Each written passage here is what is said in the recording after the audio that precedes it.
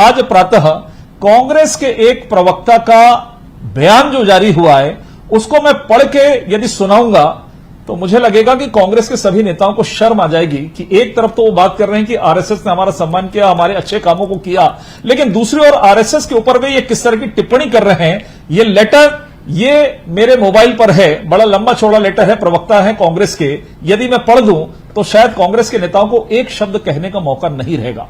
ये द्व्यर्थी, ये दोहरी नीति, दोहरा मापदंड, कहां राजनीतिक लाभ, कहां राजनीतिक हानि, इसको देखकर ये चलने वाले लोग हैं कांग्रेस के लोग, इसीलिए इन पर सवाल खड़ा होता है। हम तो पहले दिन से कह रहे हैं, आप तो 70-75 वर्षों के बाद आपको आज समझ में आ रहा है। हम तो पहले दिन से कह रहे हैं कि राष्ट्रीय स्वयंसेवक संघ ये नहीं देखता कौन सा राजनीतिक दल का है, कौन सी पार्टी के लोग हैं। यदि कहीं कोई बेहतर काम जो उनकी नजरों में, जो उनके वैचारिक रूप से जिन कामों को आगे बढ़ाना चाहते हैं, यदि उसमें कोई भी सरकारें काम करती हैं तो वो उसमें बगैर झिझक के जाकर उसकी वाहवाही करते हैं। लेकिन कांग्रेस अपने एजेंडे के तहत हमेशा से वो राष्ट्रीय स्वयंसेवक संघ का, आरएसएस का विरोध करता है।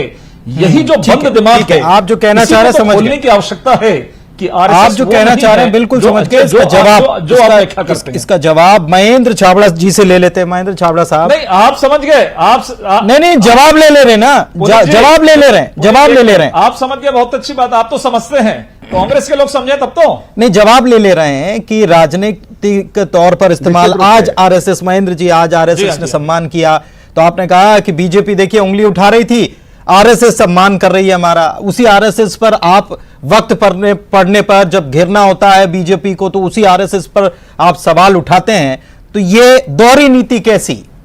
आज ही नहीं, मैं जो प्रश्न आपने किया वो भी उत्तर देना चाहूंगा। निश्चित रूप से समझने की जरूरत भारतीय जनता पार्टी को भी है और मैं समझाने का पूरा प्रयास भी करूंगा।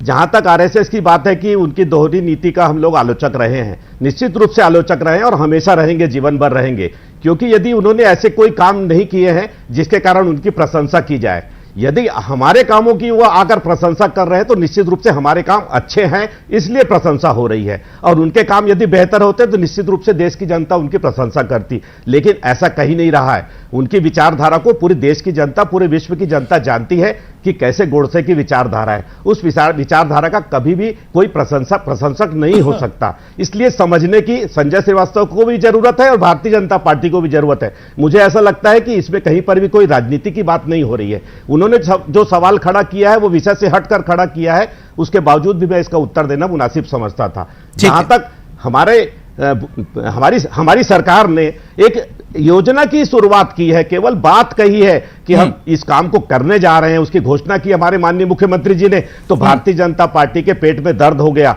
और जब उनके एक संगठन ने आकर उसकी तारीफ कर दी, सम्मान कर दिया, तो निश्चित रूप से ये बौखला गए, इनको बर्दाश्त नहीं हो पा रहा है। क्योंकि इन्होंने इन 15 वर्षों में, यदि हमारे ऊपर आरोप लगा रहे हैं कि 70 वर्षों में कुछ नहीं किया, तो इन्होंने गाय और ये गोबर योजना के या इस तरीके के गोधन के लेने की योजना का 15 वर्षों में क्या किया। यदि 15 वर्षों में कुछ किया है तो समझने की यदि इनको आवश्यकता है तो समझ ले और हमको बताएं। 15 वर्षों के बाद 16.5 वर्ष में सवाल, जब ऐसा कुछ होता है तो सवाल उठा दिए जाते हैं। अजय चंद्राकर के हम ट्वीट लगातार देख भी रहे हैं।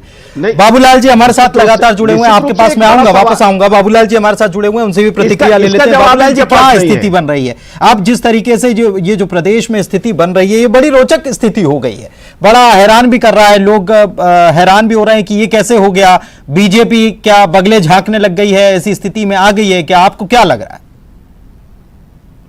देखिए, अभी जो संजय भाई ने एक बात कही कि अनुसांगिक संगठन के कुछ लोग वहां गए, तो चाहे कुछ लोग जाएं या सब लोग जाएं, लेकिन वो अनुसांगिक संगठन वहां पहुंचा जो आरएसएस जुड़ा हुआ। हालांकि आरएसएस का बयान अभी तक कुछ भी नहीं आया कि वो हमारा अनुसांगिक संगठन है या नहीं है, लेकिन संजय भाई स्वीकार कर रहे हैं तो मैं भी मान लेता हूं कि आरएसएस अनुसांगिक संगठन वो है जो गौधन के लिए काम करता है।